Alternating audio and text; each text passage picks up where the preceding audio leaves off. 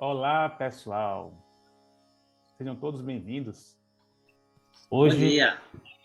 hoje nós temos um Oi, programa muito interessante que a gente sempre ouve falar sobre divindades, né? E que lá na Ásia, né? A gente tem várias divindades, né? E tal. Isso aí cria um pouco de curiosidade no nosso dia a dia, né?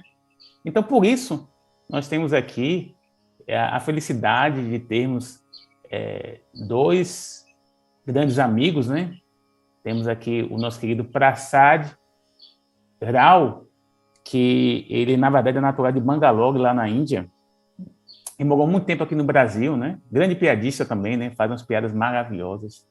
E temos também a nossa querida Sima Chaudhary, que ela é natural do Rajastão, também lá da Índia e tal, também uma amiga muito querida, que também dedicaram um tempinho para a gente fazer um bate-papo aqui, a gente aprender um pouquinho sobre essa cultura indiana. Então, e temos também um grande artista também, né? É, o Biraci Nóbrega, que junto comigo a gente está tendo essa oportunidade de ter essa conversa com esses nossos dois amigos, né? Então, é um dia muito especial hoje. E você que está nos assistindo, com certeza você vai regozijar muito, né? Com esse programa de hoje, né? Então, começando, uma pergunta assim, simples, né? Por que que na Índia existem tantos deuses, tantas deusas, né, tantas divindades e tal, né? A gente fica sempre com essa curiosidade. Não é não, Biraci? É interessante essa pergunta, né? Que a gente sempre tem essa curiosidade, né? Sempre a gente tem sempre busca entender isso, né? O que seria isso, Prasad? Correto, João. Isso é uma pergunta que muita gente faz sobre a Índia, porque isso cria uma certa confusão neles. Mas o que é importante lembrar que mesmo na Índia, Deus é um só. Deus na totalidade é conhecido como Parabrahma. Mas como o Deus tem aspectos infinitos, como nós mesmos, uma só pessoa, João, pode ser pai de alguém, pode ser filho de alguém, pode ser irmão de alguém, pode ser amigo de alguém, pode ser avô, neto, e assim por diante. Da mesma forma, Deus também tem aspectos infinitos. Assim, nós veneramos Deus na forma do Filho, que se encarnou como Senhor Jesus Cristo, e que também é conhecido na Índia como Shri Ganesha. Nós temos Deus na forma do Pai, como aspectos de Senhor Shiva, Shri Krishna, etc. E nós temos Deus na forma da Mãe protetora, a deusa Mãe Durga, assim por diante. Além de todas essas formas, nós temos também a forma de Deus como o professor, o guru, o mestre, que são muito famosos. Tem três desses mestres primordiais que se encarnaram na Índia, como Raja Janaka, Guru Nanak, Shri Sai Nath, etc. Mas também tem muitos que se encarnaram no Ocidente. No Oriente Médio, nós tivemos Zoroastro, o profeta Abraão, Moisés, profeta Maomé, e na China nós tivemos profeta Lao Tse, Confúcio, e na Grécia, Sócrates, etc. Assim, são um só Deus, mas quando ele vem na forma do mestre, profeta, nós conhecemos por essas encarnações. Quando vem como forma da mãe, nós temos a mãe protetora. Mas todos eles somados são um só Deus. Como também no cristianismo nós temos a forma de Deus como Pai, como Filho, ou também como Espírito Santo. São três aspectos de um só Deus. Correto? E é da mesma forma na Índia. Prasad, lembrei de uma história aqui que você contou uma vez sobre Baba Mamba, um diálogo com a esposa. Eu acho que ilustra bem isso. Poderia nos lembrar? Sim, muito bem. Baba Mama, que é irmão de Shrimataji, eles são de tradição cristã. Então, a esposa dele, também cristã, ela perguntou uma vez para Baba Mama, ah, que para ela falou, bastava o Senhor Jesus, porque ela precisava também do Senhor Krishna, Shri Ganesha, etc. Assim por diante. Então, Baba respondeu com um exemplo maravilhoso. Ele falou, Senhor Jesus representa a luz. Então, somente porque nós temos a lâmpada, não significa que nós não temos nenhuma utilidade para a máquina de lavar roupa, para a geladeira, para ventilador. Assim, cada um tem o seu papel. Da mesma forma, temos vários aspectos de divindades. Mas a coisa que faz todos esses aparelhos funcionar é a eletricidade. Da mesma forma, nós temos a Mãe Primordial, Shri Adi Shakti, o Espírito Santo, assim por diante. São vários nomes. Então, é este poder que faz tudo isso funcionar. Achei maravilhoso essa resposta dele. Fantástico. Obrigado. Fiquei tão curioso, eu queria ouvir de cima. Eu estava até vendo aqui nos meus arquivos, que aqui, por exemplo, tem esse aspecto aqui, né? Essa divindade, né? Que Shri Lakshmi, né? Salvo engano, né? Shri Lakshmi, o nome dela, né? E faz parte da cultura indiana, não é isso? É uma divindade... você poderia falar um pouquinho? Sim, João, essa divindade Shri Lakshmi, ela é muito venerada na Índia e eu acho que o Ocidente também conhece um pouco sobre ela. O que a maioria das pessoas acreditam? Que ela nos dá bem-estar material. Lakshmi quer dizer dinheiro e bem-estar material. A maioria das pessoas veneram ela nesse aspecto, mas ela tem vários outros aspectos, como o aspecto de Griha Lakshmi, que é a dona de casa. Se a gente for ver a sociedade humana, dona de casa tem um grande papel de cuidar dos filhos e criar o futuro da humanidade. Então, esse aspecto também é muito importante e ela abençoa esse aspecto nas todas essas mulheres. Tem outros aspectos dessa própria deusa. Ela que é a senhora doadora da compaixão, de amor, de paz, equilíbrio, são todas essas qualidades que ela concede sobre a gente. Então, não é somente a riqueza, que a maioria das pessoas veneram ela só para a riqueza, mas ela também tem todas essas qualidades com ela. E no Ocidente também, maior parte das pessoas veneram somente essa qualidade. Mas a riqueza, né? O bem-estar material vem depois da bem-estar familiar e bem-estar pessoal. Quando tudo está em harmonia, aí depois que vem o bem-estar material.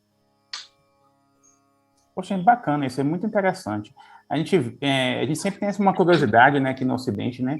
Essa questão da devoção lá na Índia, né, e tal, a gente às vezes tem uma visão, assim, um pouco diferente, né, porque o que não é do nosso conhecimento, do nosso dia a dia, é considerado diferente para a gente, né. Então, Sima, lá, o Rajastão, né, sua região, né, como é que é a devoção lá, da população lá no Rajastão? Então, a cidade, ou na verdade, região, todo o estado, é um estado ainda um pouco tradicional que tenta manter as suas tradições e a gente tem muito costume de venerar Shri Gauri. Shri Gauri, que é a mãe Kundalini, então a gente venera muito Shri Gauri. Devoção é uma coisa que a gente aprende desde pequenininha, como eu não sei, mas eu sempre falo aqui para as pessoas. Para nós indianos é muito fácil você se dedicar. Por quê? A gente aprende devoção desde pequenininho. Desde que você nasce, você aprende a devoção. Devoção para sua mãe, para o seu pai, seus irmãos, né, sua família. Depois vem devoção para seu professor, que é o guru. E Então, naturalmente, veio a devoção para Deus. Aproveitando essa pergunta, tanto para você quanto para a Sadi, como que é a tradição para o indiano, desde criança, assim, da tradição, por exemplo, seu pai, a sua mãe, o seu avô, o seu tio, já contava a história das divindades para vocês? E se, tipo, na escola você tinha algum, digamos assim, um obstáculo, não estava indo bem na prova, aí o pai falava, olha a Shri Ganesha, que ele é o Deus da sabedoria e ele vai te dar sabedoria para passar nessa matéria. Tem isso na Índia? Tem, muito forte. Então eu queria escutar um pouco sobre isso. E só antes de você responder, só uma contribuição, né? Tem até uma história engraçada, né? Que aí se fala que tem um aspecto, uma divindade da cultura indiana, né? Que é Shri Sarasvati, né? Aí diz que os artistas indianos, eles veneram muito Shri Sarasvati, justamente para dar criatividade para eles, que desperte esse poder artístico e tal, né? Aí é uma coisa que a gente já ouviu falar, né? Essa é verdade mesmo também? Aí você podia até fazer essa junção dessas informações. Sim, vou falar primeiro, então. Vou responder a primeira pergunta, se a gente ouve essas histórias desde pequena. Sim, eu lembro a minha bisavó, avó do meu pai, ela contava histórias de divindades para a gente, e toda a história dela tinha moral, ou assim, os mais, assim, juntando todas as histórias, moral de todas as histórias dela, eu achava que você tem que respeitar os mais velhos, principalmente os seus pais, você sempre tem que cuidar deles. Então, essa é uma coisa que eu ainda lembro, que ela contava para a gente quando a gente era bem pequenininho, que quem não cuida dos pais, até o Deus não cuida daquela pessoa. Sim, ela sempre contava várias histórias com o mesmo moral para a gente. E nas escolas, todas as escolas na Índia, antes de começar as aulas, tem assembleia. Nessa assembleia, a gente venera Shri Saraswati. Shri Saraswati, que é a deusa que nos dá conhecimento, tanto conhecimento literal quanto artístico. Então, todas as escolas na Índia têm essa assembleia onde, antes de mesmo começar as aulas, a gente venera essa deusa que concede conhecimento em nós. E para qualquer criança se pergunta na escola, todo mundo conhece quem é Shri Saraswati, todo mundo sabe alguma oração para ela. Então, sim, é muito comum. Legal, agora vamos escutar o tio Prasad falando um pouco da infância dele com as histórias das divindades, né? Não, como a Sima falou, também, na minha infância também, sempre veneramos a Mãe Saraswati como a deusa do conhecimento, e também Shri Ganesha, que nos dá inteligência, e Shri Hanumana também, que apura nossa mente, etc. E sobre as histórias das divindades, sempre que era as férias de verão, nós tínhamos quase 2 meses de férias de verão, a gente ia para a casa do meu avô, que fica no vilarejo, no sul da Índia, e também vinham meus primos, etc. E como era vilarejo, não tinha eletricidade, isso eu estou falando de 1960 e bolinha. E então, depois do jantar da noite, etc., todo mundo se reunia e depois meu pai, que era muito bom contar histórias, contava histórias de várias divindades e todos nós em volta, os tios, tias, primos, todo mundo ouvindo meu pai contar história, hora de Mãe Durga, hora de Sri Rama, hora de Sri Krishna, do Mahabharata, etc. Então foi assim que eu cresci, todas as minhas férias de verão ouvindo as histórias e depois brincando com meus primos. Então, essa tradição de contar e ouvir histórias faz parte de toda a Índia e sempre é uma grande festa quando vem alguém para contar as histórias das divindades. isso era bem antes da era de TV. Como TV na Índia começou só em 1984, então antes disso era mais tradição auditiva. Então tinha muito essa tradição de contar histórias. Era muito popular na E Índia. até pegando essa pegada, não sei se dá para vocês verem aqui, eu estou com uma revista, né? Justamente contando a história de Shri Kartikeya, né? Shri Kartikeya, né? Aí nós temos aqui algumas revistas de Shri Kartikeya, eu tenho também uma Shri Rama, né? Shri Rama, Shri Sita, Shri Shiva, né? E o Mahabharata, né? Que foi um grande poema da cultura uma epopeia, né? Isso, da cultura indiana, né? E aí, muito bacana, né? A gente vê essas histórias e tal, né? E uma coisa que a gente sempre pergunta, rapaz, e aí, no caso, eles tinham tantos braços, tantos poderes, tantas coisas assim, parecem super-heróis dos tempos antigos, né, e tal, a gente até pode fazer essa analogia, né? E realmente essas divindades tinham esses braços todos, esses poderes. Porque sempre a gente fica, quando a gente ouve essas histórias, a gente lê também as histórias, a gente vê que essas divindades, elas tinham muitos poderes, tinham muitos braços e tal, né? Elas existiram mesmo, elas tinham esses braços, todos esses poderes, como a gente ouve falar e tal, ou apenas uma história ou só apenas folclore da cultura indiana? Ou realmente existiram mesmo essas divindades? Bom, nós veneramos a deusa como tendo ora 8 braços, ora 1000 braços, etc. Representam os vários poderes que elas têm para nossa proteção. Então, para mim, eu não penso muito sobre isso. Acredito que sim, no outro plano, onde tinha todas essas forças maléficas, que ela não faltava armas para ela para destruir essas forças maléficas que vêm atrapalhar os filhotes dela.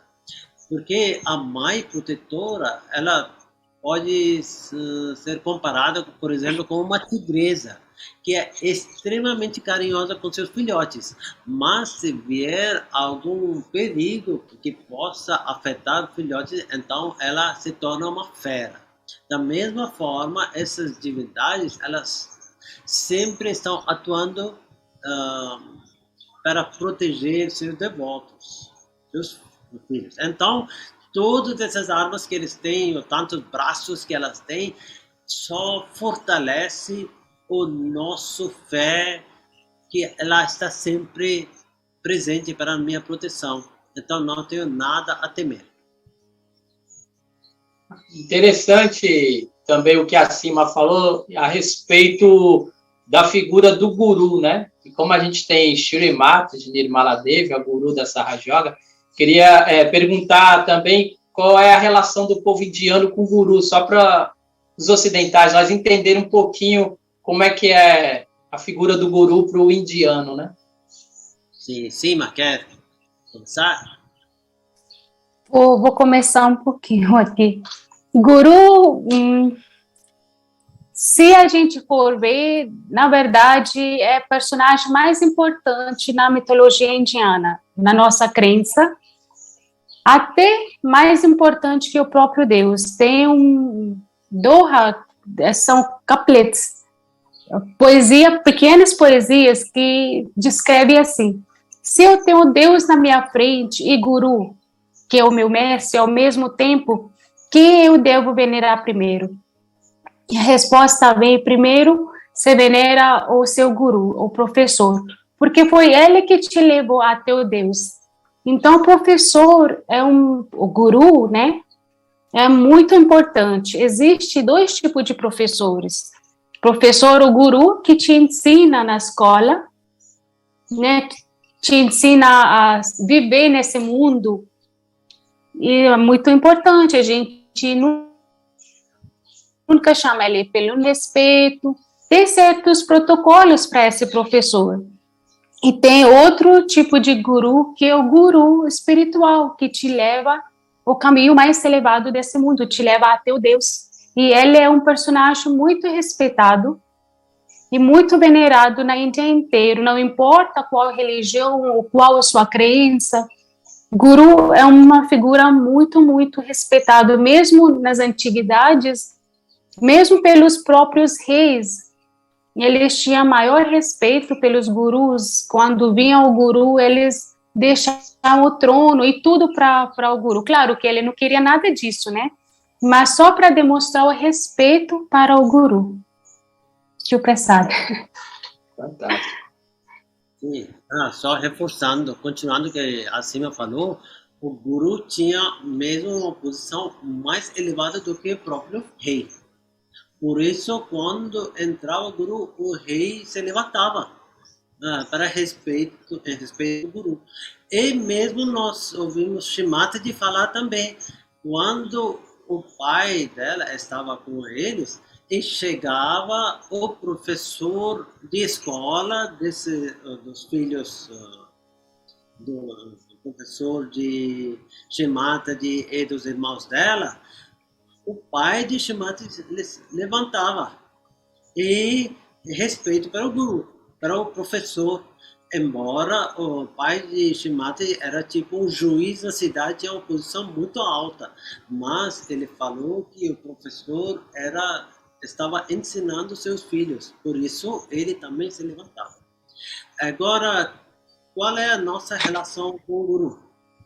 Você falava que o guru não pode ser comprado com dinheiro, porque se a gente pagar alguma coisa para o guru, para o mestre, falar para ele nos ensinar alguma coisa, a gente não faz ideia do tamanho do conhecimento do guru.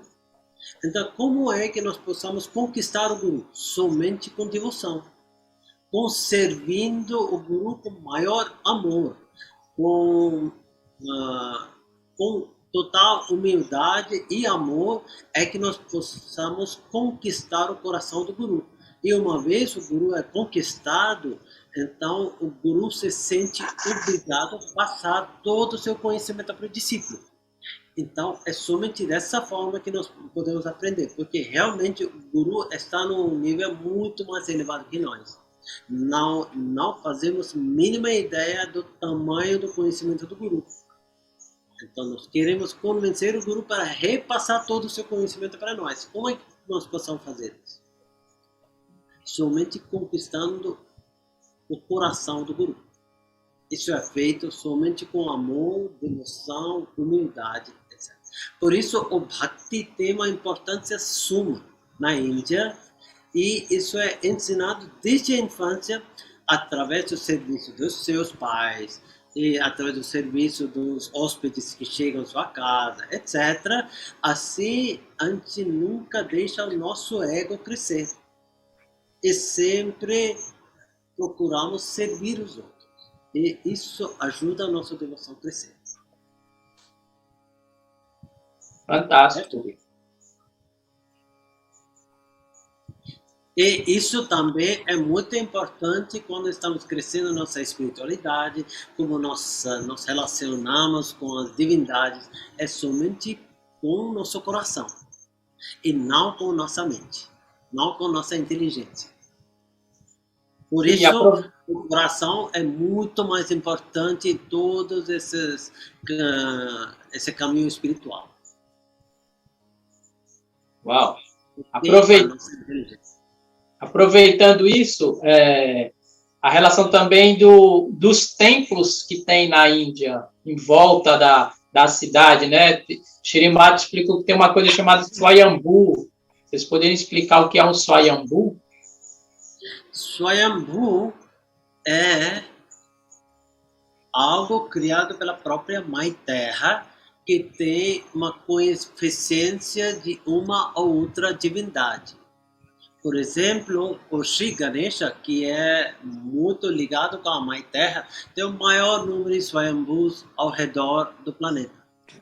Então, o mais famoso seria o Monte Uluru, no centro da Austrália, que é Swayambhu do Shri Ganesha. Depois, na Índia mesmo, nós temos muitos Swayambhus. No estado de Maharashtra, temos os Ashtavinayakas, 8 Swayambhus de Shri Ganesha. Em Ganapatipuli, ele se torna o Mahaganesha. Depois, fora do templo de Delphi, na Grécia, fora do templo do Palácio Atenas, também temos o Swayambhu de Sri Ganesha. Na Suíça, nós temos o Monte Matterhorn, que é Swayambhu de Sri Ganesha. E depois, no Rio, muito famoso, onde tem o Corcovado, também é Swayambhu de Sri Ganesha. O Pão de Açúcar é Swayambhu de Sri Shiva. Assim, nós temos muitos Swayambhus ao redor do mundo que emitem essas vibrações divinas ligadas com uma outra divindade. E essa coisa de ser Swayambhu é que atrai tantos turistas para aquele lugar. Eles não sabem porque são atraídos para esses lugares, mas eles vão. São essas vibrações dos Swayambhus que atraem os turistas. Vocês, na infância, vocês visitavam esses Swayambhus? Sim, visitávamos muitos, porque sempre tinha vários templos que foram construídos perto desses Swayambhus, que tornavam grandes centros de peregrinação. Então, sempre visitávamos muitos Swayambhus. Uau, muito bom. João, tem alguma pergunta, João? Sim, eu fiquei curioso, eu fiquei com curiosidade. Porque, assim, a gente está vendo que eles estão falando muito sobre várias divindades e tal, né? E aí tem uma coisa que me chamou a atenção, é que quando Sima falou, ela disse assim, não, porque a gente tem a deusa Sarasvati e tal. Aí uma coisa que eu me lembrei, né? Esse aspecto justamente do aspecto feminino, né? De uma deusa ser mulher, né? Um aspecto feminino. E eu fiquei curioso com essa questão, né? Ô, Sima, você poderia explicar melhor essa questão de lá, do povo indiano? Como é que tem essa relação com o sagrado feminino? Você falou assim e despertou curiosidade. Você poderia explicar um pouquinho sobre isso na cultura indiana? Sim, João, você quer saber sobre como que a deusa é venerada na cultura indiana? Exato, a deusa, exato, aspecto feminino, exato. Então, a deusa, se a gente for ver, tudo que a gente vê na humanidade, a base veio do Deus. Como a mulher, ela, na Índia, cultura indiana, a mulher também é muito respeitada, considerada uma forma da deusa, própria deusa. E de onde que avança essa humanidade? No útero feminino, da mulher que vai de geração para geração. Então, esse aspecto feminino, na verdade, veio da deusa, da própria deusa Shri Parvati, que é a mãe do todo o universo. Em várias religiões, né, ela é venerada pelos nomes diferentes, mas é o mesmo aspecto.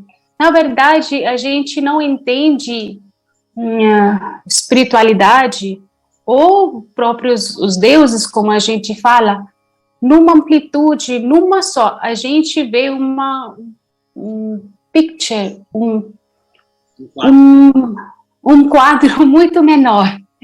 Só aquele que nossos olhos conseguem enxergar, mas a realidade é muito além do que a gente enxerga. Então, na verdade, todo esse aspecto é um só, como o tio Prasad tinha falado antes também, que todos esses aspectos do Deus são somente de um Deus, são vários aspectos, como se fossem várias flores da mesma árvore. Não tem diferença, são flores da mesma árvore. E aspecto feminino, não sei por que é difícil, às vezes, no Ocidente, na Índia, isso vem naturalmente. Acho que não tem ninguém que não venera a deusa. Índia inteira, não importa a sua crença, você sempre venera a deusa. Principalmente a minha região, de onde eu venho, Rajasthan, a gente venera muito a deusa. Somos Devi Bhakta, né?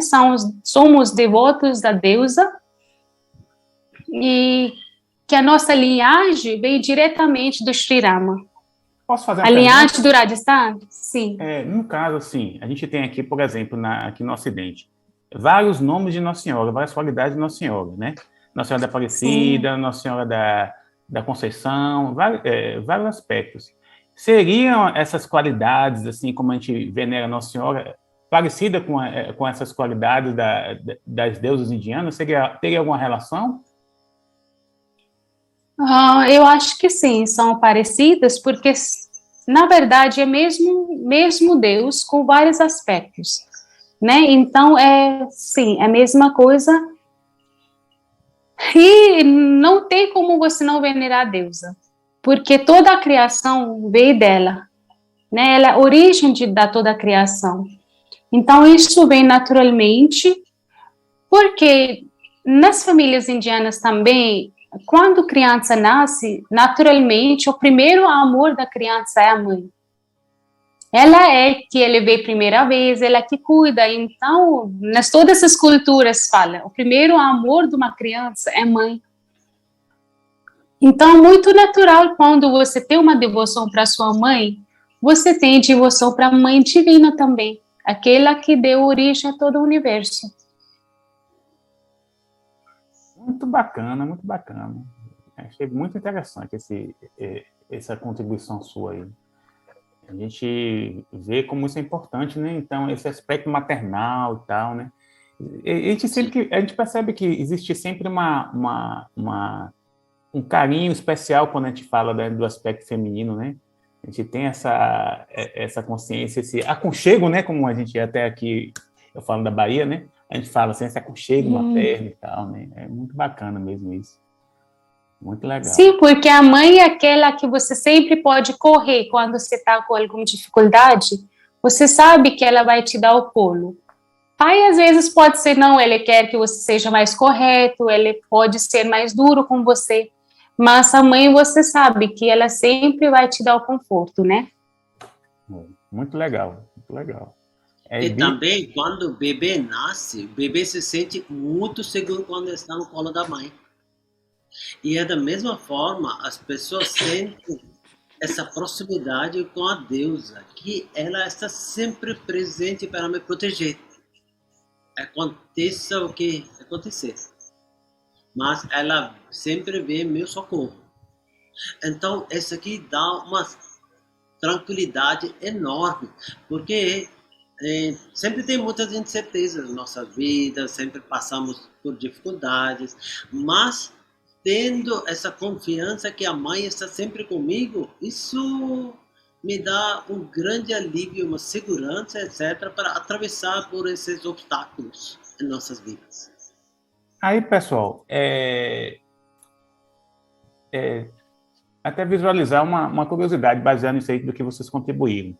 A gente vê, assim, que aqui no Ocidente, né, existe uma certa dificuldade em aceitar esse aspecto feminino, né, como um aspecto divino, né, como um aspecto, assim, a gente tem um Deus Pai, mas se a gente vê a tríade, né, Deus Pai, Deus Filho e Espírito Santo, né, então a gente não tem, assim, para o nosso dia a dia, essa consciência desse aspecto divino, né? Como é que vocês veem isso? Por que aqui no Ocidente, especialmente aqui na América Latina e tal, a gente tem essa dificuldade, né? Então, isso eu li aquele livro maravilhoso, A Mãe e a Espiritualidade, onde uma francesa, ela fez uma pesquisa e viu que realmente uns 2.000, 3.000 anos atrás, o povo venerava mesmo a mãe como uma mãe protetora, a deusa, como nós temos na Grécia, Palas Atena, etc. Assim, teve várias manifestações da mãe protetora. E na China também temos a deusa Kuan Yin. Assim, os povos diferentes ao redor do mundo veneravam a mãe. Depois teve um certo movimento para reduzir a influência matriarcal, e as religiões começaram a tornar mais patriarcais. E especialmente no Oriente Médio nasceram as religiões que eram totalmente patriarcais, tais como o judaísmo, islamismo, cristianismo, que cortaram completamente qualquer papel feminino. Então, eles perderam essa noção do Deus como Deus compassivo, entendeu? Isso foi um movimento sistemático, de propósito. Talvez isso aconteceu devido às guerras, um certo povo começaram a ficar mais fortes, os outros começaram a reduzir a influência do povo, do Deus do povo conquistado. Assim, aconteceu todo esse movimento, isso reduziu a influência matriarcal do Deus na forma da mãe. E quer ver Isso também é nossa crença, que quando nós veneramos Deus como forma do Pai, Filho e Espírito Santo, na verdade, é o Deus na forma da mãe. Mas isso foi transformado como apenas um sopro divino. Mas teria sido um esquecimento, na verdade, né? Teria sido um esquecimento. Teria sido um esquecimento, na verdade, desse aspecto feminino, né? A gente vê do que vocês falaram aí, que existem até uma coisa muito bacana que acontece tanto no Ocidente como no Oriente, né? Que é esse aspecto de que a deusa mãe, ela ajuda em curas. A gente tem essa questão. Então, às vezes, parece que eu li em algum lugar, em algum noticiário, que Shri Mahakali, que seria um aspecto feminino também, não é isso? Ela seria venerada para curar doenças autoimunes, né? Tem isso mesmo, essa história lá aí mesmo na Índia? Absolutamente. A deusa Shri Mahakali, ela limpa o nosso canal emocional, que é o canal esquerdo, de onde surgem assim chamadas doenças psicossomáticas. A medicina mesmo consegue curar doenças somáticas, mas as doenças psicossomáticas não têm muita resposta. Assim vem o papel da deusa Shri Mahakali, que com sua atuagem para limpar nosso canal esquerdo, nos ajuda em nos livrar dessas doenças terríveis que nos dão depressão, problemas emocionais, e depois causam tanto mal-estar dentro de nós. Então, o que vem em nosso socorro é a deusa Shri Mahakali. Que interessante. Que nos livra de todos esses problemas e nós voltamos a sentir a pura alegria na nossa vida. Que legal, legal. Pessoal, temos a alegria também que acabou de chegar na nossa sala virtual aqui, o nosso querido Carlos Públio, né? Também aqui da Bahia, né? Esse jovem garoto aí, né? Acabou de chegar. Oi, Carlinhos, tudo bem com você?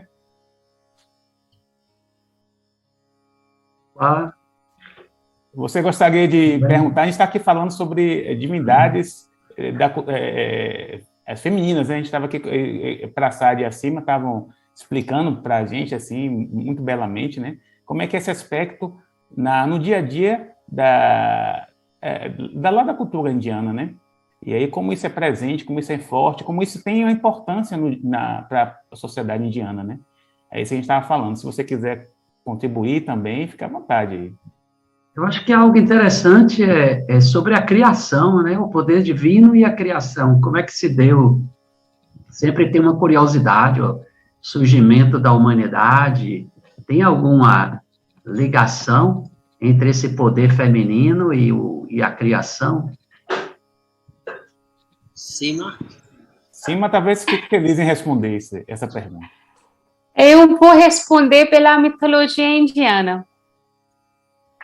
A gente falando, né, a importância do poder feminino. Eu vou falar só um pouco e depois o Prasad vai complementar. A gente acredita que toda a criação, todo o universo foi feito com uma areia que estava nos pés da Shri Adi Shakti, a deusa toda poderosa, a origem de todo o universo. Então, isso, numas palavras curtas, isso resume a importância do poder feminino na cultura indiana. Tio Prasad vai explicar melhor. O Carlinhos está querendo falar desde o surgimento da criação, como surgiu o desejo de Deus. Deus, na verdade, antes de qualquer coisa existir, era um só Deus, o Parabrahma. E depois ele teve seu desejo de conhecer sua própria beleza. Esse seu desejo tornou a mãe primordial, o Espírito Santo, que então começou todo o processo de criação. Assim surgiu o primeiro mundo material, surgiram todo o universo, planetas, galáxias, etc. De tantos planetas, a Mãe Terra foi escolhido como o palco da criação da humanidade. E também aqui surgiram primeiro as formas de vida de uma só célula, e essas formas de vida começaram a crescer. Depois, primeiro surgiu a vida nos mares, e depois dos mares vieram para a terra. Assim vieram as várias encarnações de Shri Vishnu, que ajudou a dar um empurrão em cada forma de vida.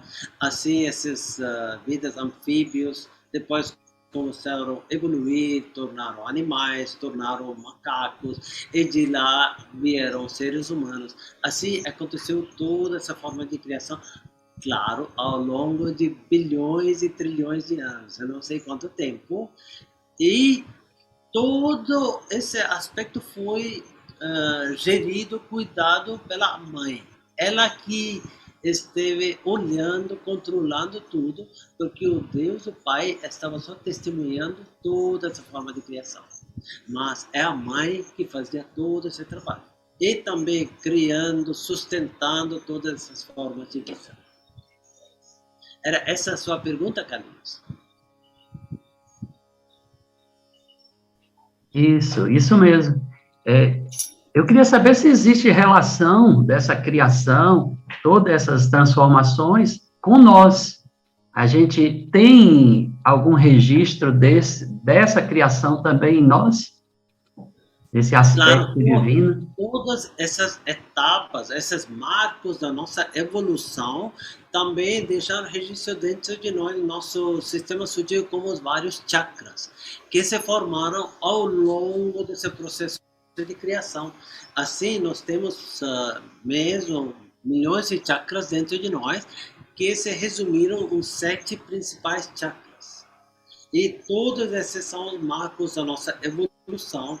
Assim, nós tivemos os 7 chakras criados, e agora chegou a última etapa da nossa evolução, que é a abertura do 7º centro do Sahasrara, e proporcionando assim a nossa conexão com esse poder universal, que é chamado na tradição cristã como Espírito Santo, na tradição islâmica como Ruh, e também na tradição indiana como Parama Chaitanya, Shri Adi Shakti, etc.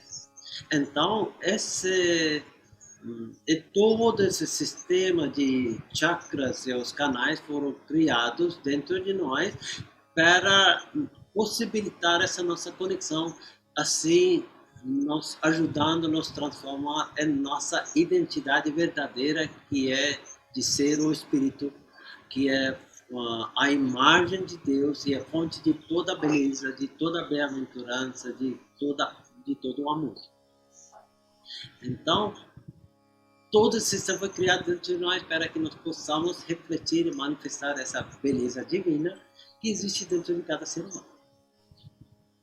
Eu tenho uma pergunta para vocês dois, para a Sade de cima, que é em relação a isso. Se vocês, na cultura indiana, vocês tinham essa consciência do despertar dessa energia feminina para ter a yoga, a meditação, se isso já era sabido, porque nós ocidentais a gente não tem esse conhecimento que tem essa energia materna, que ao ser despertada a gente pode atingir os estados de meditação, de yoga.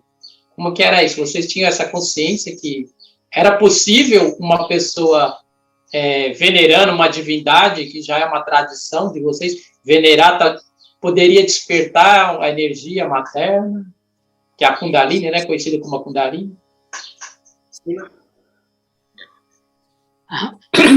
Vou começar respondendo, sim. Desde pequeno, a gente tem essa consciência que, primeiramente, a vida espiritual é a mais importante, e a maioria das pessoas na Índia tem essa consciência que tem essa energia materna dentro de nós, que chama Kundalini, e precisamos despertar ela. Antigamente, tinha a crença que era muito difícil, quase impossível despertar Kundalini. Mas com a vinda da Shrimati de Nirmala Devi, isso se tornou muito fácil e tornou um movimento coletivo. Isso é bênção de tempos modernos, onde tudo é rápido, a vida é muito rápido, ninguém tem tempo de sentar e conversar e passar tempo, né? Então, devido a esses tempos tão corridos, esse processo de realização, de despertar da Kundalini, da nossa energia feminina, também é muito espontânea, é muito rápido, muito fácil, sem nenhuma dificuldade. E a gente venera os deuses desde pequeno, querendo a nossa evolução espiritual. Na minha família, o meu pai, antes da realização, ele venerava Shri Shiva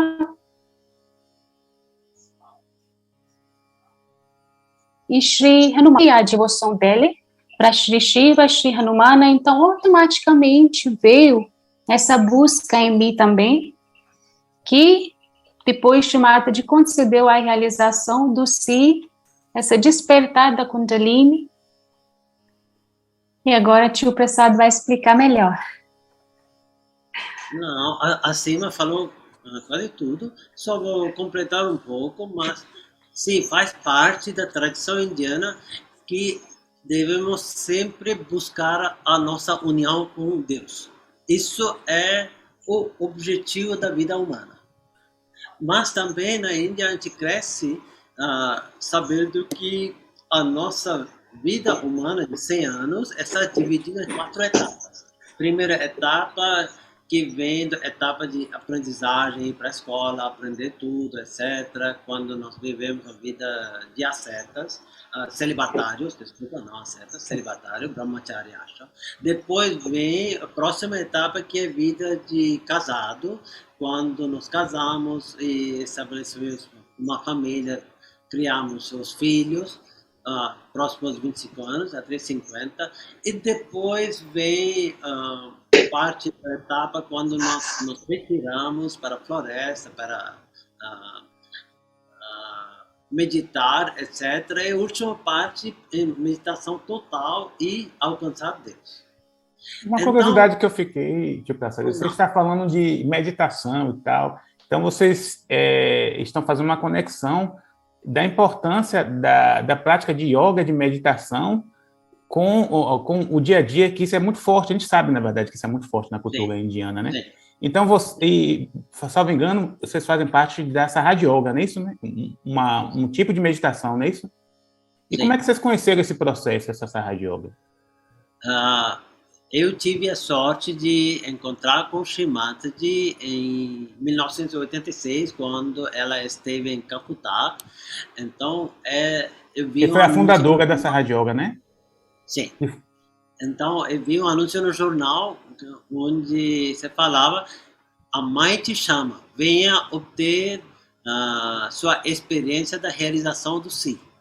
Então, achei muito interessante e fui lá, a Shri Mataji estava lá, ela nos deu realização, tudo que ela falou, achei tão coerente, aí comecei a meditar, desde o primeiro dia, sem faltar sequer um só dia. Aí depois, com o passar dos tempos, comecei a ter várias experiências, mas meu dia de maior alegria foi quando descobri quem era Shri Mataji. E nesse dia, então, eu decidi, aconteça o que acontecer, mas nunca vou sair dessa Raja Yoga. Porque descobri que esse era o objetivo da minha vida. Já alcancei. E você, Sima, como é que você conheceu essa rádio? Oi? E Sima, você como conheceu essa rádio, Sima? João, eu estudava na escola internata, onde você fica o tempo integral. Então, eu vim para casa de férias para Diwali. Nessa época, meu pai já tinha realização. Então, a gente chegou em casa, acho que em volta de umas 10 horas. Fizemos uma viagem, todo mundo cansado. E eu queria dormir. Aí, meu pai veio falar para mim, sim, mas vamos fazer uma puja. Como meu pai e minha mãe, eles nunca me forçaram nada religioso, eu aceitei, porque era a primeira vez que meu pai me pediu fazer uma coisa religiosa. Aí eu fiz, na verdade, era a prática de lava-pé que a gente faz na Serra Yoga. Eu estava muito cansada. E meu pai também era muito novo na Serra Yoga, também não sabia muita coisa. Eu só sei que eu sentei no futsal toda cansada, não estava com mínima vontade de fazer. Fiz porque meu pai tinha pedido a primeira vez. Mas foi além do tempo, eu esqueci o tempo, eu esqueci tudo. Foi um alívio tão grande, eu esqueci todo o cansaço foi embora. E eu me senti tão aliviada. E meu pai não me explicou nada, não foi nada, só colocar os pés na água e um bem-estar tão grande, uma alegria tão grande que não contei dentro de mim. E depois dessa vez, assim, eu nunca quis parar, né? Foi algo muito forte no primeiro momento. Dia seguinte, eu acordei e já sentei lá junto com o meu pai para meditar. Ele também não sabia muito, era muito novo na época. E também depois chegou o momento em qual veio o reconhecimento da Shrimataji, foi a um seminário da Serra Yoga, onde pela primeira vez, eu acho que eu tinha uns entre 13 e 14 anos, aconteceu alguma coisa que pela primeira vez eu teve esse reconhecimento de quem Shrimataji era, quem eu era, que eu buscava na minha vida.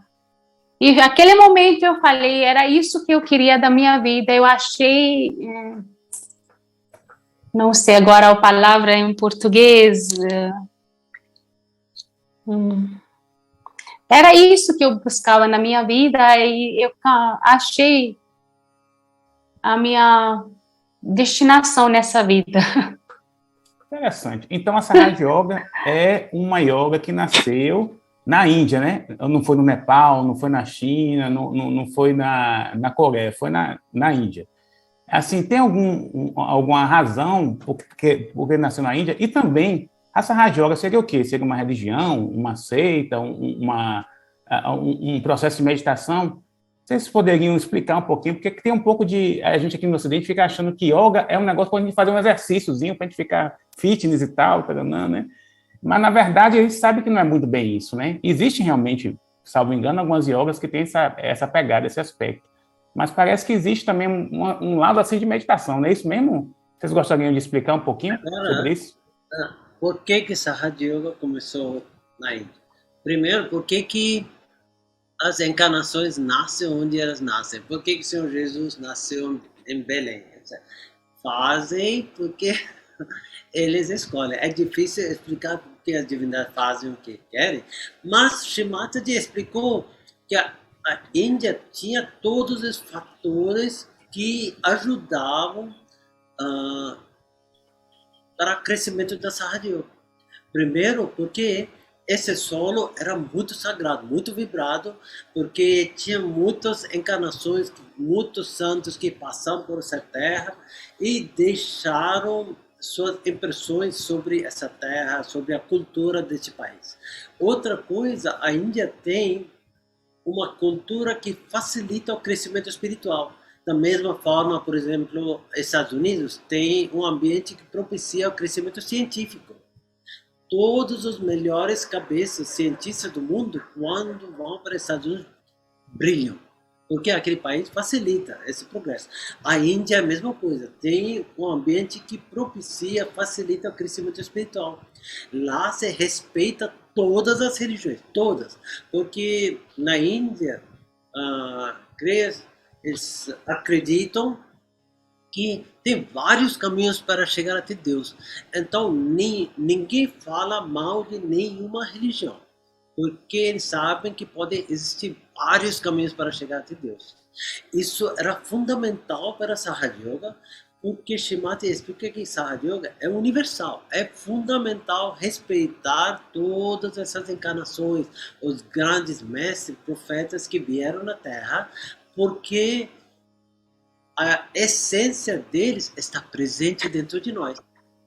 Então, na Sahaja Yoga, a meditação ou a veneração dessas divindades não é algo venerando alguém fora de mim. Todos eles estão dentro de mim. Então, quando venero Shri Ganesha, por exemplo, estou querendo me transformar na essência de Shri Ganesha. Senão, estou negando ele. Não adianta eu invocar, venerar Senhor Jesus se eu não estiver vivendo minha vida exatamente de acordo com os ensinamentos deles. Então, Sahaja Yoga, dessa forma, é completamente universal. Nós conectamos com a mais pura essência dessas divindades. Por isso, nós realmente damos luz à palavra, a raiz da palavra de religião, que é religar, nos ligar novamente com essa essência. Então, por isso, Sahaja Yoga, Srimati explica, é uma religião universal, onde estão presentes as melhores essências de todas as religiões. É isso, João, que você queria ouvir? Isso era a sua pergunta? Sim, interessante. É porque a gente fica assim, um pouco confuso, né? Que tem esse negócio de yoga, meditação e tal, e aí a gente fica assim, o que? Um relaxamento, é um negócio assim para você ficar em paz e tal. A gente sempre ouve, né? Tem um pouco de confusão, né? Não falei sobre esse aspecto da yoga.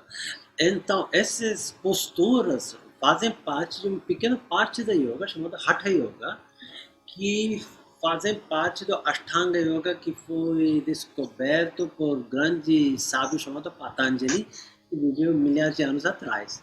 Então, ele explicou as maneiras como o buscador tinha que adquirir um completo equilíbrio dentro de si, para que, se esse buscador obter o despertar da Kundalini, porventura, algum dia, não haja nenhum obstáculo para a ascensão da Kundalini. Então, ele recomendou essa forma de fazer essas posturas, cujo intuito era inteiramente espiritual, para nós conseguir completo equilíbrio dentro de nós. Agora, o grande bênção da Sahaja Yoga é que Srimati nos concede esse despertar da Kundalini, mesmo sem passar por essa grande etapa de autoequilíbrio. E é depois de conseguir o despertar da Kundalini e a meditação subsequente, nós progredimos em direção desse equilíbrio. É a meditação diária e a passagem da Kundalini por nossos chakras limpa e equilibra todos os nossos chakras. Então, nós chegamos naquele estado perfeito quando a Kundalini consiga subir com toda a sua força, assim resolvendo e equilibrando nossos chakras. Então, estaria certo dizer que, no caso, a Sahaja Yoga, ela visa um processo de autoconhecimento, né? De você tentar se conectar com essa energia interna. Aí, Sima falou até algumas vezes, porque tem a realização do Si. Então, a realização do Si seria esse contato com essa energia que vocês falaram de Kundalini, seria isso no caso? Na verdade, significa união, não significa exercícios. E Sahaja é com já nascido conosco mesmo, é o instrumento que vai nos levar até nosso estado de yoga, nosso estado de união, conexão com o seu poder onipresente. E essa união que nos leva até o estado de realização do Si, realização do nosso ser verdadeiro, que é o Espírito, o reflexo divino, que começa a se manifestar cada vez mais em nossa atenção. E o nosso antigo identificação com o nosso ego e superego começa a diminuir. E o Espírito começa a se manifestar. Poxa, que legal. Quem me ensina muito um pouco sobre essas curiosidades assim, da cultura indiana é o Biraci também, né? Aí o Biraci, ele tem um grande conhecimento. Bira, você queria contribuir também aqui com esse... Está muito bacana esse bate-papo, tá? Eu só queria aproveitar e agradecer para a SAD, acima, pela disponibilidade, pelo conhecimento, né? Eu acho que muitas pessoas gostariam de agradecer, após estar assistindo esse vídeo, então eu estou agradecendo em nome de todas as pessoas que estão assistindo, os irmãos, irmãs, e os que estão chegando. Eu acho que aí agradecer a Shri Mataji pela essa oportunidade e pedir para o Prasad se ele pode dar a realização, tudo isso que foi dito sobre a Kundalini, essa tradição, se a gente pode fazer esse momento com todos. Quem tiver contato tem que com botar essa alguma live, roupa especial, tem que botar alguma roupa especial, uma roupa de educação física, algo do tipo assim. Precisa ou eu posso usar? Não é com essa roupa necessário, podemos simplesmente sentar confortavelmente e relaxar. Mas eu queria dizer que vai nos dar a realização nosso eu, porque quem tem esse poder para despertar nossa energia da Kundalini, que é uma tarefa extremamente difícil, é Shri Mataji. É somente com o poder e bênção dela que nossa Kundalini vai despertar. Então, esse processo da realização do Si depende de nós pedirmos para Shri Mataji para que ela possa nos conceder a realização do Si. Se fizermos com toda essa humildade e devoção, nós conseguimos imediatamente. Bem? Então, é um exercício bem simples que vamos fazer agora, diante da foto de Shri Mataji, que tem esse poder para despertar a nossa energia da Kundalini. Então, podemos primeiramente ver como fazer com nossos olhos abertos, depois nós vamos fazer o mesmo processo com os olhos fechados. Então, vamos usar somente a nossa mão direita, a mão esquerda fica parada no nosso colo. Então, a mão direita vamos levar até o nosso coração, primeiramente. E depois nós vamos levar essa mesma mão um pouquinho acima para o nosso ombro esquerdo e girando a nossa cabeça para a direita. E depois nós vamos levar essa mesma mão direita até a nossa testa e pressionando as têmporas e inclinando a cabeça um pouquinho para frente. E depois, colocando a nossa mão direita na protuberância da cabeça atrás, nós vamos inclinar a nossa cabeça para trás, olhando para cima. Por fim, esticando o máximo possível os dedos da mão direita, vamos colocar somente o centro da palma da mão no topo da cabeça, a área moleira da nossa infância, inclinando a cabeça um pouquinho para frente. E com uma boa pressão, nós vamos girar, não os cabelos, mas o couro cabeludo no sentido horário, 7 vezes. Os dedos da nossa mão direita não devem tocar nossa cabeça. Por isso, mantemos os dedos bem esticados. E, aplicando boa pressão, nós vamos girar o couro cabeludo no sentido horário, 7 vezes. É somente isso que nós temos que fazer. Só que agora nós vamos fazer com os olhos fechados. Então, eu vou colocar uma foto aqui para poder facilitar, né? A foto da fundadora da Sahaja Yoga, porque ajuda a manter a atenção, não é isso?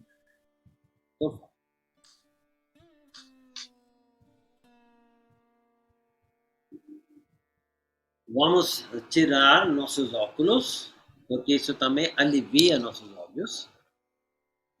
E podemos sentar em frente da foto de Shri Mataji com ambas as mãos abertas em nossos colos, palmas das mãos para cima. Vamos olhar para a foto de Shri Mataji sem pensar em nada.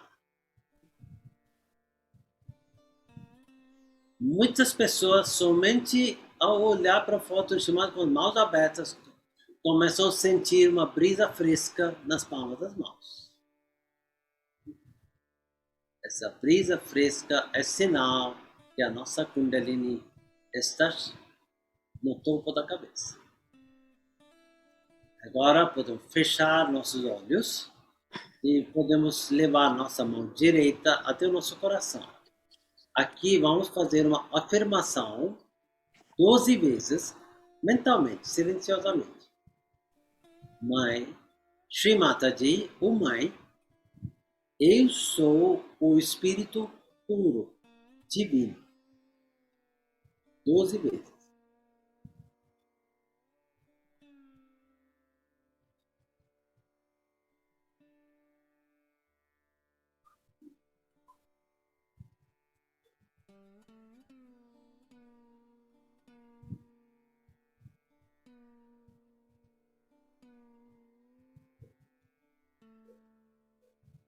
Agora, vamos levar nossa mão direita um pouquinho para cima, para o ombro esquerdo, girando nossa cabeça para a direita.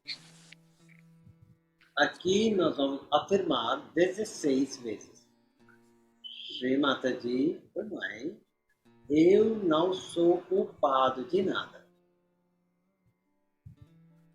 Ou, Shri Mataji, eu não sou culpada de nada.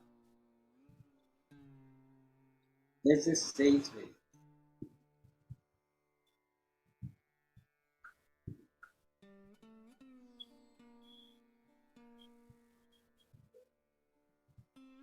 Shri Mataji, eu não sou culpado.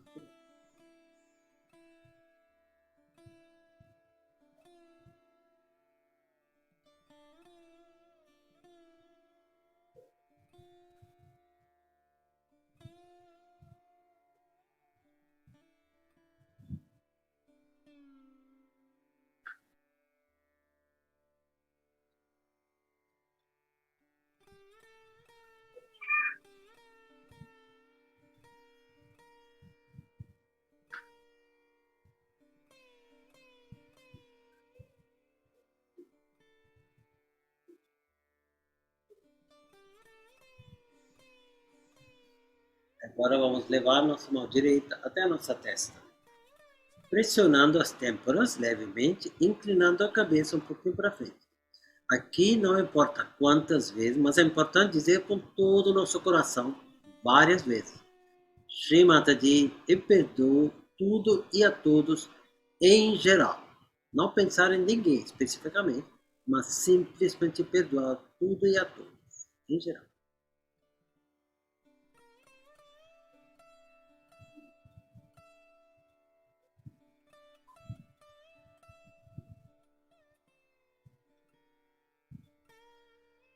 Agora vamos levar nossa mão direita para a protuberância da cabeça atrás, inclinando nossa cabeça para trás. Aqui vamos pedir apenas uma vez para nossa própria satisfação. Shri Mataji, mãe, por favor, perdoai quaisquer erros que eu tenha cometido conscientemente ou inconscientemente contra a minha própria evolução espiritual.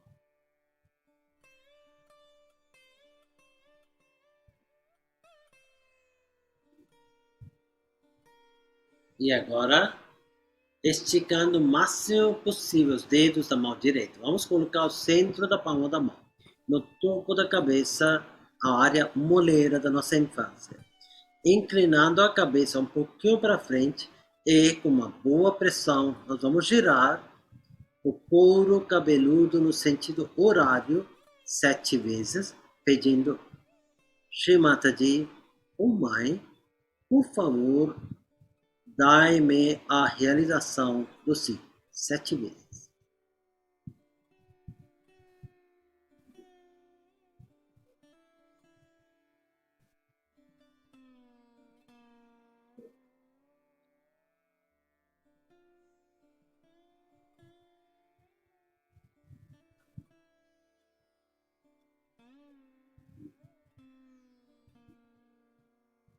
Agora, podemos abaixar nossas mãos e vamos permanecer alguns instantes com os olhos fechados.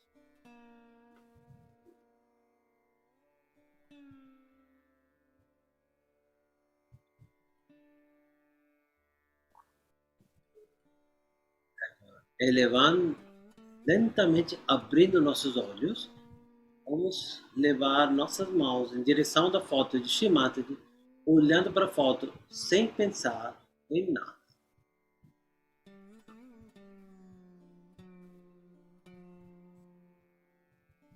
Inclinando a cabeça um pouquinho para frente, vamos levar a mão esquerda para o topo da cabeça, sem tocar a cabeça, vamos manter a nossa mão esquerda uns 4, 5 centímetros por cima da cabeça. Podemos levar nossa mão um pouco para frente, para trás, para os lados, para ver um ponto onde melhor sentimos uma brisa fresca ou morna saindo da cabeça. Sem pensar em nada.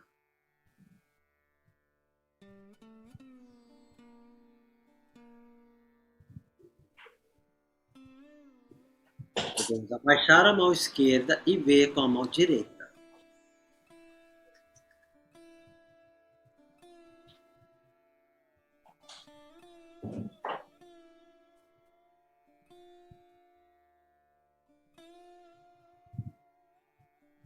Podemos abaixar a mão direita e ver novamente com a mão esquerda.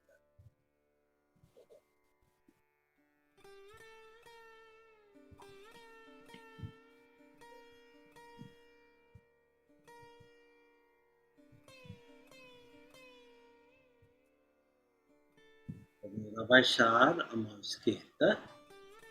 E agora vamos levar ambas as mãos para cima, dedos apontados para o céu, olhando para cima, perguntando qualquer uma dessas perguntas 3 vezes. Shrimataji, é esta a brisa fresca do Espírito Santo? Ou Shrimataji, é esta a brisa fresca do poder onipresente do amor divino? Qualquer uma dessas perguntas 3 vezes.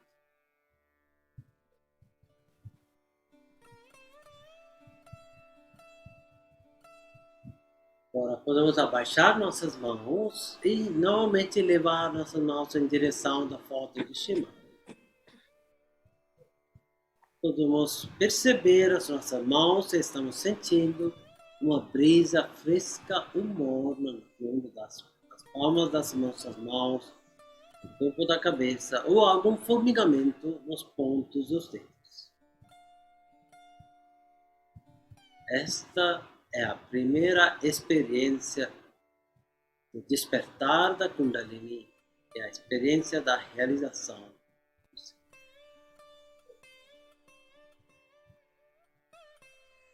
Podemos abaixar nossas mãos para o nosso colo e fechar nossos olhos e permanecer mais alguns minutos desfrutando desse silêncio interior.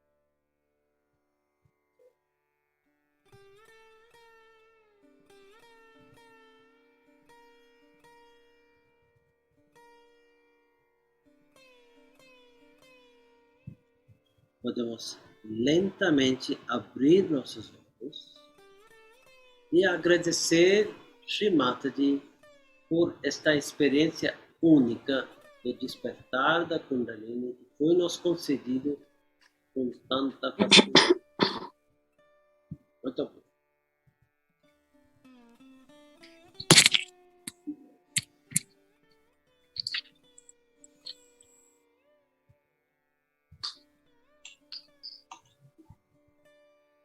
Muito obrigado, Prasad, Sima. Uma curiosidade que ficou, né?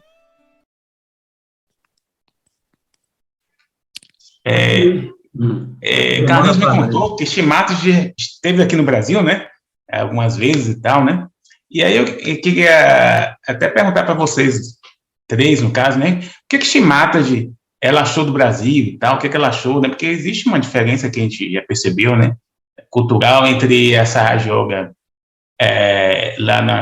de uma cultura que já está acostumado com essa questão das divindades e tal, com todo esse arcabouço, né, cultural que é riquíssimo, né, que a sociedade indiana tem, né, que carrega, né, milenar, na verdade. E o Brasil é um país novo, né? E aí, vocês três tiveram essa experiência de vocês estarem com Shimatas aqui no Brasil, né? Então, o que a Shimatas achou? A gente ficou curioso, né? O que ela achou aqui do Brasil, aqui, dessa Rajoga no Brasil? Carlinhos? Bom, parece que inicialmente, como ela chegou em Salvador, ela até achou Salvador parecido com a Índia. Muita gente pela rua, muitas pessoas muito alegres, e inicialmente ela falou isso, né, que se parecia tinha algo parecido com a Índia. Depois, eu acho que também em São Paulo, ela fez uma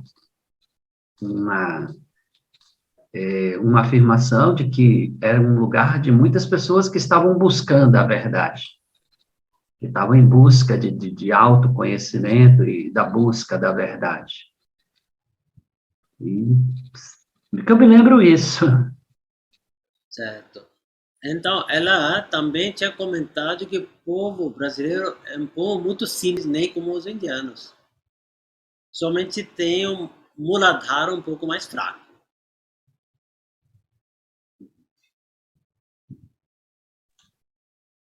Cima, teria alguma coisa para contribuir que você se lembra que achou interessante?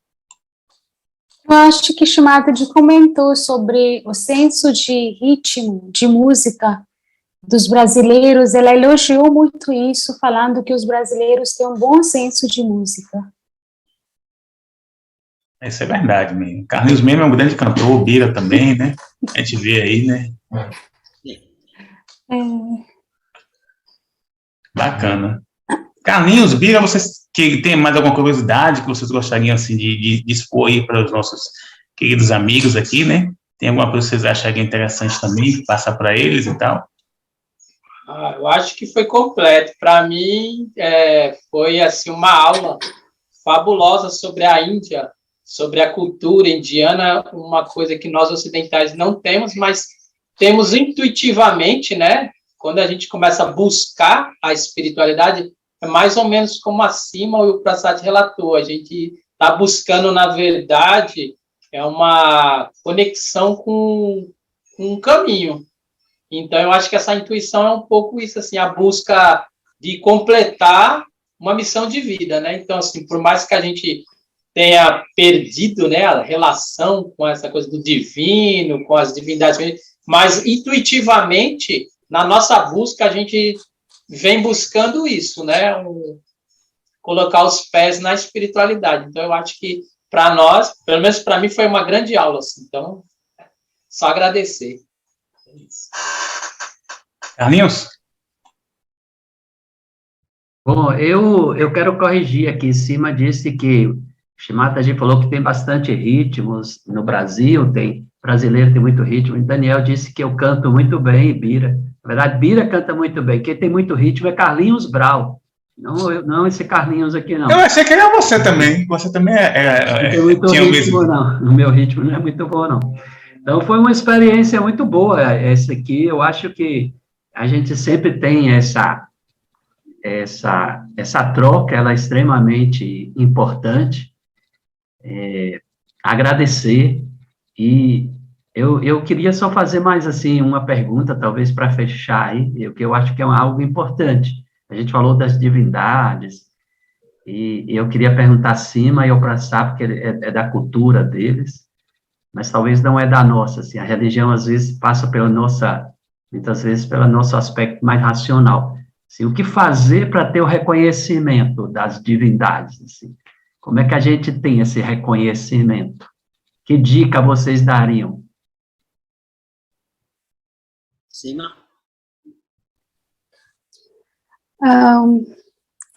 Carlinhos, ao meu ver, né, primeiramente, para a gente conhecer as divindades, ou qualquer outro aspecto, a gente precisa conhecer a si mesmo, né? E isso, Sahaja Yoga proporciona muito isso. Primeiramente, a gente precisa se conhecer. Aí a gente conhece as divindades, os aspectos divinos dentro de nós. Como que acontece quando eu venero uma divindade? Por que eu venero uma divindade? Vamos ver como uma mulher eu venero Shri Sita, mas o que acontece quando eu venero ela? Quando eu venero ela, eu quero que as qualidades dela despertem dentro de mim. Então, como que eu vejo a Shri Sita? Uma esposa perfeita, uma mãe perfeita. Então, aquelas qualidades, quando eu venero ela, eu busco dentro de nós. E também queria só complementar uma coisa que Bira estava falando, né, sobre esse caminho espiritual, sobre nossa busca. Eu só queria complementar uma coisa. Por que a gente precisa ter essa realização do si? Por que isso é importante? Isso vou relatar uma coisa só para a gente entender. Quando a gente nasce, e por alguma razão, vamos ver que a criança se separa com os pais. Isso traz uma agonia muito grande na criança. Futuramente, pode ser que a criança adotada pela uma família é muito amada, muito bem cuidada, não falta nada para essa criança na vida, mas mesmo assim, a criança tem curiosidade de saber as suas origens, né? Até que ele não sabe sobre suas origens, não sossega. A mesma coisa com o ser humano, todo ser humano, de buscar as nossas origens verdadeiras, que vêm do divino. Então, por isso que essa busca existe e dentro de todo ser humano, por isso a gente sempre está buscando algo maior, só para a gente chegar às nossas origens.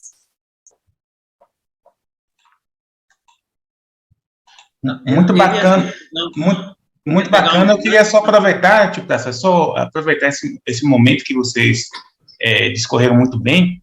E aí vocês falaram no começo, foi até o senhor que até falou, que na Sahaja Yoga, a gente teve essa prática bacana dessa meditação. Na Sahaja Yoga, a gente tem esse aspecto do respeito, né, às divindades, em especial a Shri Jesus Cristo, né, ao Senhor Jesus Cristo, não é isso? Você poderia explicar um pouquinho sobre esse aspecto? Sobre aspecto de quê? E na Sahaja Yoga se respeita, existe um reconhecimento do respeito a Jesus Cristo. Sim, claro. Respeito ao Senhor Jesus Cristo, respeito a todos os 10 mestres primordiais, todos os 10 mestres primordiais, etc. Porque estão todos presentes dentro do nosso corpo. Por exemplo, Senhor Jesus tem um papel fundamental em abrir nosso sexto chakra do Agni. Sem invocar Senhor Jesus, é impossível para a Kundalini passar pelo sexto chakra do Agni e chegar até o Sahasrara. Então, sem a atuação dele, é impossível obter a realização do Si.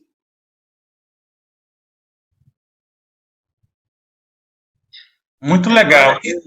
E se a gente quisesse fazer essa Sahaja Yoga aqui no Brasil, como é que a gente faz para fazer aqui no Brasil essa Sahaja Yoga? A gente, você tem que ir para a Índia para fazer, ou aqui no Brasil a gente tem também? Sim, claro, pode praticar Sahaja Yoga onde estiver. E mesmo dentro do Brasil, nós temos grandes centros de Sahaja Yoga em quase todos os grandes capitais estaduais do Brasil. A Bira colocou aqui no chat, tem um site, né? www.sahajayoga.org.br, ele colocou aqui no chat. Entrando nesse site, nós podemos localizar os endereços, né? O centro mais próximo de nós. E quem não encontrar nenhum centro da Sahaja Yoga na sua cidade, pode sempre conseguir toda a informação online, acompanhar as meditações online. Tem também cursos online, né? Tem, né? Legal. Da meditação online BR. Que legal, que legal. Pessoal, vocês gostariam de dar alguma dica, alguma mensagem final? Porque, assim, é uma riqueza cultural muito bacana essa contribuição que vocês estão passando, assim, realmente muita alegria que traz no nosso coração, porque a gente é, recebeu receber essa cultura, que é uma cultura milenar, o conhecimento sobre essa cultura indiana é muito respeitadora também, né, o aspecto feminino é muito respeitado, né. A gente vive hoje numa sociedade que a gente tem uma dificuldade, né, que a gente vê o seio familiar, né, os valores familiares até um pouco questionados, né, hoje em dia. Então, a gente vê uma apresentação como vocês fizeram, né, essa discussão, né, esse bate-papo, né, mesmo tendo sido pouco tempo, né, mas dá para a gente ver o quanto isso é importante na cultura indiana, né. Então, vocês deixariam alguma mensagem final para quem está nos assistindo? Posso falar primeiro? Claro, com certeza. João, uma coisa que eu queria falar, perguntou sobre o Senhor Jesus, como que se rejuga ver Senhor Jesus e outras divindades. Não vou falar somente sobre o Senhor Jesus, né? Se rejuga uma prática de meditação que une todas as religiões do mundo. Eu acreditar no Senhor Jesus e não acreditar, vamos por no Senhor Moemé ou qualquer outra encarnação como Shri Krishna, a mesma coisa que eu falar que eu acredito no meu braço, mas eu não acredito no meu olho, eu não acredito no meu ouvido, porque são todas essas divindades, são aspectos do mesmo Deus, mesmo corpo divino. Então, é tão absurdo quanto falar a mesma coisa, eu acredito no meu braço, eu não acredito no meu olho. Isso é julgável nesses tempos modernos, porque a humanidade está mais pronta para isso. Os jovens de hoje em dia têm uma cabeça mais aberta, eles estão mais abertos às outras religiões, outras crenças, outras opiniões, né?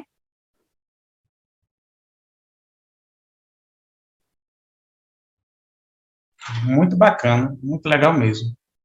E Prasad, Eu acho só, pegando gancho ali da pergunta que o Carlinhos fez, como venerar tantas divindades, etc., eu diria que essas divindades são as qualidades dos chakras com uma forma. Shimati explicou que a qualidade seria essas mesmas, tipo uma energia sem forma, são as qualidades. E a energia com forma são as divindades. Então, venerar Shri Ganesha é mesmo que venerar a pureza e a inocência dentro de nós. E é da mesma forma, ir para uma igreja de Senhor Jesus, mas não valorizar a pureza dos nossos olhos, não valorizar essa grande compaixão e capacidade de perdoar dentro de nós, é como se fosse negar Senhor Jesus. Então, se estamos cultivando essas qualidades dentro de nós, automaticamente estamos vivendo nossas vidas de acordo com os ensinamentos desses grandes mestres e profetas e encarnações. Certo? Então, era isso. Obrigado. perfeito, bacana. Então, a gente está encerrando aí. Muito obrigado mesmo, pessoal. O pessoal ganhou o dia hoje, né? Ganhamos, na verdade, né? Quem está assistindo deve estar regozijando bastante aí, talvez até tomou um cafezinho também, que nem a gente, ou comer um lanchinho, mas foi muito bacana mesmo. Obrigado aí, viu? Obrigado. Bom domingo para vocês. Obrigada a todos. Namastê. Namastê.